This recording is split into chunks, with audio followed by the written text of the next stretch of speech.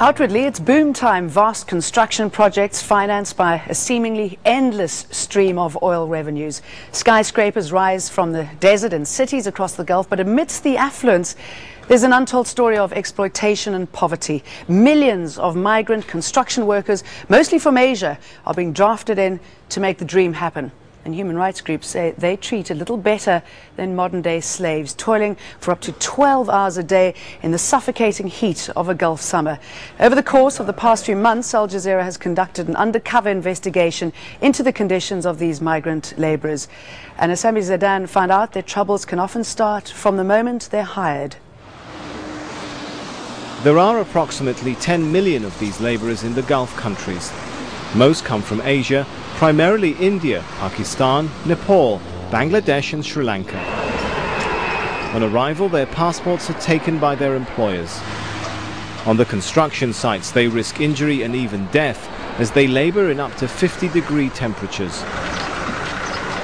And at the end of the day, many return to crowded, cramped and unhygienic accommodation at vast labor camps.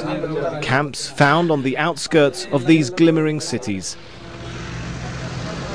And for this, they will earn between $5 and $7 a day. But they're not faced with difficult conditions alone. Many are trapped in debt. The vast majority of workers Al Jazeera spoke to over the course of a 3-month investigation had been charged sums of up to $3,000 just to secure a job in the Gulf. I paid $2,500 for my visa. Other people have paid slightly more or little less. So what do? If I try to be good and legal, no one deal with me. This is the view of one prominent recruiter of Asian labor to the Gulf. Unaware he was being secretly filmed, he claims the illegal practice of passing on the costs of flights and visas to workers is widespread. Every subcontracting company, a subcontractor like you and me today, sitting over here getting 100 people, would charge. They will charge the people.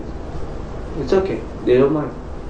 The chairman of the Gulf Constructor Group doesn't believe that protecting workers from being forced to pay flights and visa costs is the responsibility of his members. It is not my responsibility as a contracting company owner to pay dues to employment agencies in India and Pakistan or the Philippines. The construction business in the Gulf is an international operation. Major Western multinationals form partnerships with local companies. Al Jazeera has also uncovered evidence that these Western construction firms are also guilty of tolerating and benefiting from the practice of passing on costs. This worker, employed by a major international company, explained the process. He fears deportation, so we have protected his identity at his request. The agent told he would send us if we give him $1,600. The agent arranged our visa and flights, and within 2 months we were here. They were brought to the Gulf by Ambi, one of the largest manpower companies importing labor to the region. Were the workers we spoke to an isolated case? Well, we sent an undercover reporter to one of the recruiters' offices to find out. This agent confirmed that $1,600 or 65,000 Indian rupees was the standard charge for anyone hoping to secure a job in the Gulf. The Western construction companies that we have talked to agree that their recruitment process is unfair and puts a heavy financial burden on their workers. Yet the very same countries are the ones that are going to the subcontinent, hiring recruiters, and bringing thousands and hundreds of thousands of workers.